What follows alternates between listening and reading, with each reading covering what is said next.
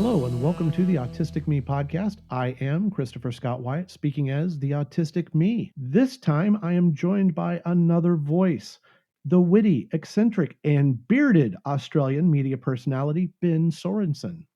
Ben, welcome to the Autistic Me podcast.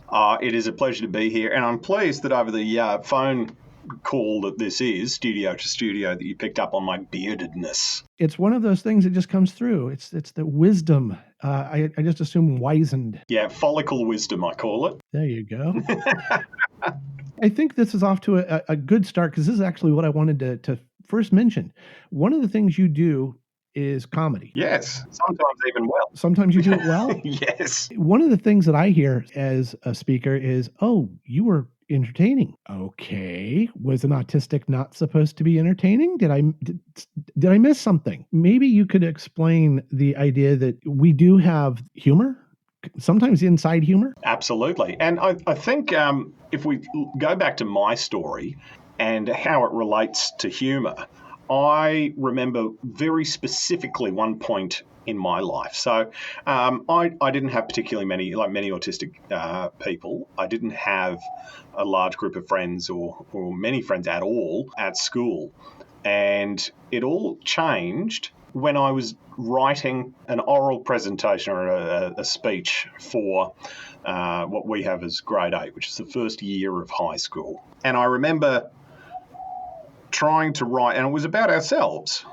It was trying to share who you are with the rest of the class as a communication tool and an ice-breaking tool. So I remember getting so angry and so upset and so sad at analysing my own life and my own failures and my own issues and my own struggles and challenges in comparison to everyone else, that I tried to write something in a masking sense, which is what autistics are taught to do. But then I realised that I just got so frustrated with it that I actually just wrote down a whole heap of stuff that I thought, and I went, do you know what? Nobody likes me anyway. It's fine. I hate the world. I'm just gonna be honest. So anyway, I wrote this honest view of everything with no masking, just this is how I see it. And I delivered it in a true autistic way, being so incredibly dry, and they were rolling in the aisles laughing. They thought it was the funniest thing that anybody had written. And for me, that was the wake-up moment, going, my autism enables me to cut through the societal niceties and lies to see the truth that everyone else is thinking, and then interpret that truth in a way that is organically and naturally funny. So it was about developing that skill and working with that skill to provide light entertainment for people, but also interlace that with truth. So that's a transition period when many of us, even though we knew from an early age that we didn't have the same social connections or the same social ease, it certainly becomes more heightened, that awareness of it in those preteen and early teen years. And so for you, humor became a way to confront that or express that isolation? Yeah, I think it was. And I think a lot of autistic people are sometimes mistaken for being not very nice and or very blunt rather, and in some ways arrogant. And thankfully in our society, we tend to reward arrogance, even though I think a lot of autistic people aren't. They're just very direct and very clear about what they want, what they need, and what they experience. And I think I used a mixture of humour and the assumption of arrogance in order to navigate the social minefield that was adolescence. When did you finally get the either the diagnosis or the realization that you might be autistic? I grew up in Queensland, which is obviously a state in Australia, and I grew up in a smaller more regional town, and we didn't know what autism was then. I knew I was different. I always knew I was different, and I didn't have a name for it for years.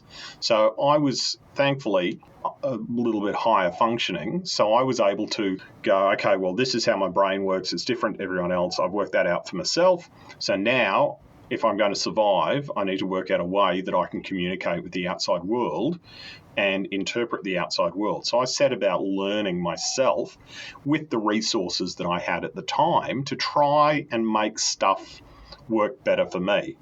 So I was only formally diagnosed, I think it was about a year or two ago. So I got the paperwork this year, but I had my first formal diagnosis, I think it was a couple of years ago now. So it's been a long journey, and having a name for it and understanding it better made such a big difference to me.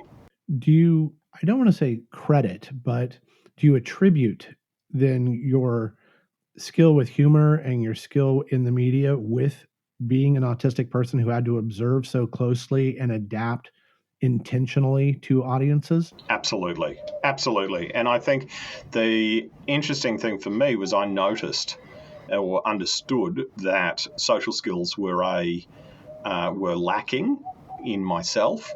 So for I turned my special area of interest into my weakness into my special area of interest. And that's one of the things that you have written about and talked about is finding that special area of interest to capitalize on. And it certainly has provided you with a career path. Yeah, it has. I could have picked a career path that was less energetically draining as an autistic human, but nonetheless, I really love what I do, and I love having intellectual conversations with people. I love puns and twisting words and language and all of those great things. That I think it's important to find out what that area of interest is to provide you with the motivation and the drive and the fascination and constant curiosity to push you forward to move through some of those tougher times. And I think it's that the special area of interest piece of magic in the autistic mind is the thing that keeps you going through those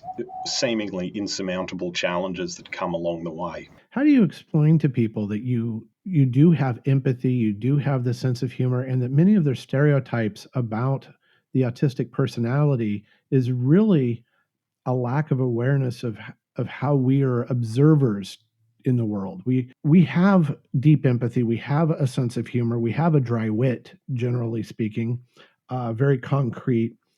So we don't lack those things, but we approach them differently. I tend to explain that to people as we have all of those things, we just don't know when to deploy them because we can't read the social situation as clearly or as quickly or as articulately as a neurologically typical person.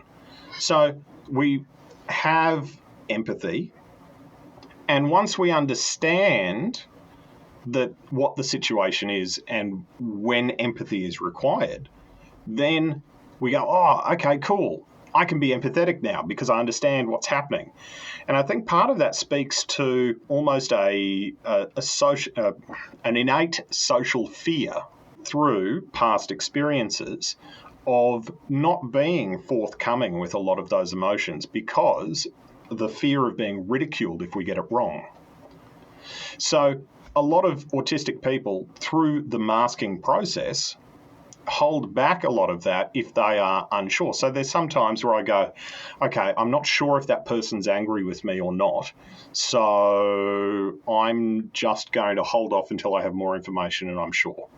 That behavioural pattern cements over time because we are inherently unsure a lot of the time with social interactions. The use of language, words, comedy, ways to deal with people. You mentioned puns, wordplay. That seems to be a very common trait among the autistics I know, certainly myself. Words are how I connect to people, but they're words on the page.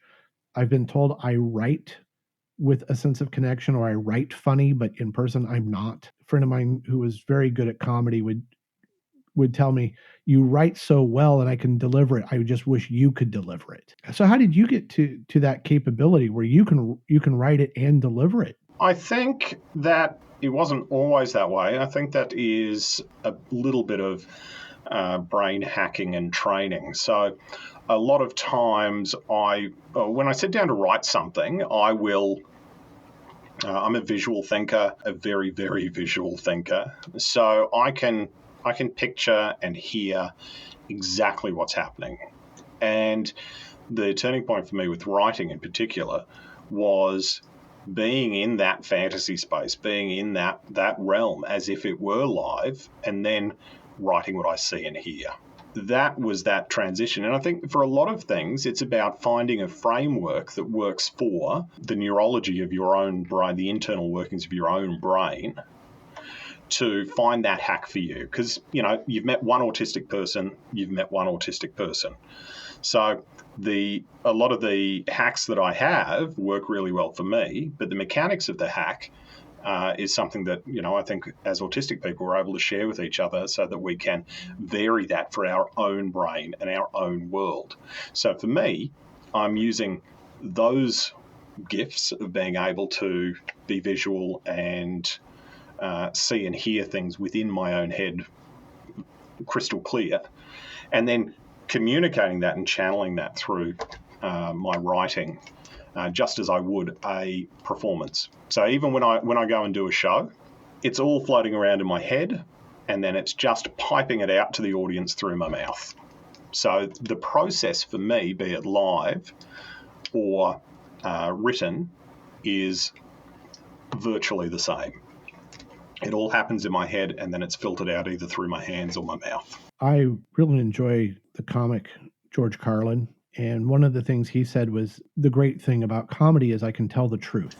Yes. And when I think about Carlin, I think of someone who is pushing the limits by saying things that other people wouldn't dare say. And there's a rich tradition of that in comedy, obviously, in the United States. Names that come to mind: Lenny Bruce, Red Fox, Sam Kinison. So an edgy comedy that is saying things that a lot of people might be thinking or might even be factual, but typically would be avoided. And as autistic people, we have this tendency to say things that probably aren't anticipated. So have you found comedy lets you say those things that your mind knows to be true, and people will tolerate them better through comedy and better through media? Totally agree. Absolutely agree. There are a lot of things and concepts that you can talk about openly, and more people will open up to you via comedy and media than you ever could as a normal individual. And I think part of that is part of that, bypassing the neurologically typical person's framework of how they classify humans in their world. Classifying someone that speaks to many people, well, you would, seem to open up a little bit more. It also comes down to, I think, asking, as an autistic person, asking better questions and being more engaged in the answers. And I think, all of those media skills are really helpful, as you would know, in extracting stories and information and truths and having those difficult conversations.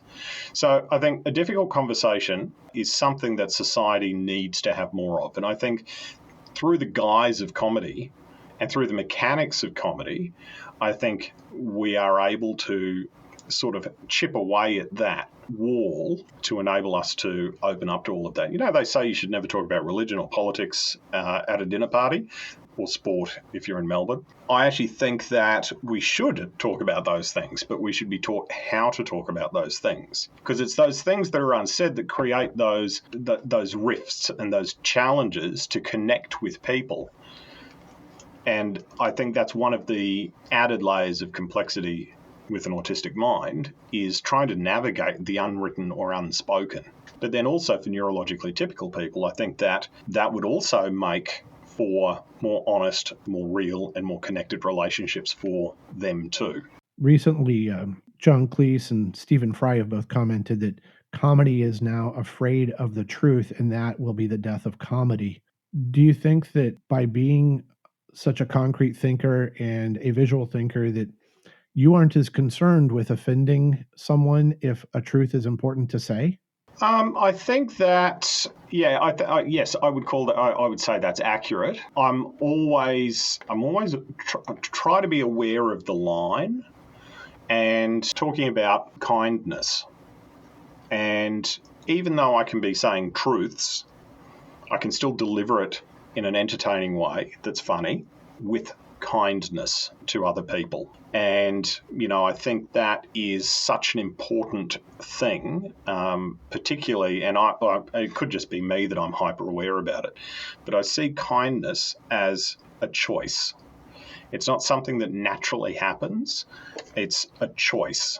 So, how can I present, and I also find it a challenge as well, how can I present this truth that some people will feel uncomfortable about in a way that is respectful and kind so that it can be absorbed better, so that it can be received better, and so that it can be a catalyst for larger conversations after the show in amongst those groups. And I think comedy has a real power to do that. Since getting diagnosed as autistic officially, and maybe even before then, did you ever integrate autism into your material or into some of what you do publicly? Or do you separate that out and you're a voiceover artist and a comic, and oh, yeah, there's this autistic advocacy off to the side? I've spent most of my life trying desperately to hide it because as a society, we are taught to fear anything that's different. And that's the pack mentality in our Western culture that we have. Oh, it's different. Oh, better be scared of that. And already being a little more intelligent than a lot of my peers, that was already different enough, and I had already experienced some challenges in relation to that. So, not wanting to encourage any more challenges, I spent a lot of time trying to hide it or to mask it in different ways. And that's very time and energy consuming. However, now I think that it's important to talk about it. And having spent some time with, other autistic people and some autistic kids, I don't want them to grow up feeling like they need to hide a huge part of themselves. And that doesn't just go for autistic kids, that also goes for LGBTQI plus kids as well. Any sort of variance from the norm, I think it's important for people to, again, consciously be kind and to enable safe expression of who they are, whatever that is. You have discussed that you were engaging in masking, and now you're becoming aware of how autistics as a community, most of us engage in this masking, hiding that we're autistic. And it's very draining and exhausting. And you mentioned that you have, for many years, been interested in ways to deal with that exhaustion, and that I guess some of your voice work and your recording work even addressed meditation and mindfulness. Yeah, absolutely. I think there's a whole range of tools. And I think part of it is also being honest with setting up your own life. And life hacks make such a massive difference. As autistic people, we all know that there are certain scenarios where we need more masking or we can be a little more relaxed. And then there's some places where we can just be totally unmasked and that's okay. They're our safe spaces. So practical life hacks make such a massive difference. And part of that is understanding and learning how to sleep and relax properly. There's a lot of really great sleep scientists out there who are able to assist with autistic sleep training and work surrounding sleep rituals to get that rest that you require, and also providing some wonderful skills and some wonderful habits that we can work with so that when we are at our crisis point or meltdown point or having those challenges, we have those skills ready to deploy to help us out of that situation. And learning to meditate or be mindful, or even just practicing deep breathing exercises and things like that, can really make such a big difference. And that was one of the things that I am still very passionate about. And if you go onto Spotify, you can listen to my meditation CDs. Well, they're not CDs anymore, but to meditation tracks. And there's also a whole heap of others out there. It's just really important to take that time out and to try to learn how to quiet your mind to enable you to recharge a little bit.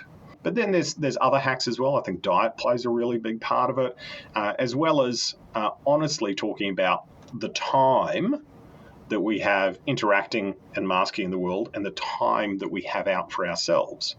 So for me, if I have like a show to do, for example, I'll make sure that I have some quiet time before and some quiet time after so that I can recharge from the candle burning so bright and churning through so much energy when I'm on as such.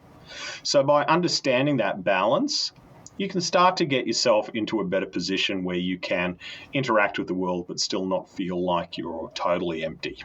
The skill of masking and the skill of passing as neurotypical can lead to accusations that those of us who are classified as functioning or high functioning or whatever. You're not autistic. You're making it up. Yeah. Yeah. Yeah. I'm trying to ease into this one. Okay. Give me a moment here. The hate mail, the post to the podcast of you can't be autistic, you make a podcast. That was a new one. Yeah, but you know what? You can't be ignorant, but hey, we're still here. What do you think we can do to overcome some of these stereotypes? Because just because I can do 15 minutes or 20 minutes in front of a group doesn't mean that I could spend 8 hours in an office. It just doesn't. Yeah. And the one thing I've learned about autism, or my particular brand of autism, is that it is delightfully and frustratingly inconsistent. It is not a binary model where it's either this or this. It's more of a weird, messed up matrix where you can go, okay, well, this happened and this happened, so that means I can probably do this and this, but I'm feeling a bit bad today, so maybe I can't do that.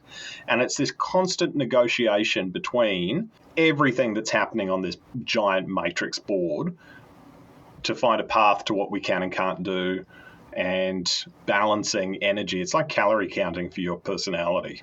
And I get that a lot. I've had after shows people go, "Oh, you're not autistic. You're doing, where's your support dog? How can you travel on your own? How are you? I saw your Instagram account. It looks like you're having a great time. That doesn't look like an autistic Instagram account." And I went, well, it's very, very hard because we put so much importance on being normal. And if we look at, saying a dirty word, Autism Speaks, for example, we're looking at a group that says, how can we make you normal? How can we make you like us? And that's what a lot of people are promoting and advocating for, is going, oh, wow, well done, such an achievement. You've been able to lie to the rest of the world to make you seem like us.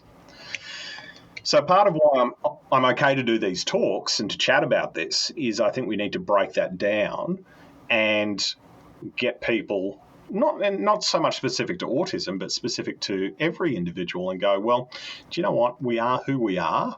And just like gender diversity, neurodiversity is the same. I'm not going to question whether you identify as male or female. You tell me.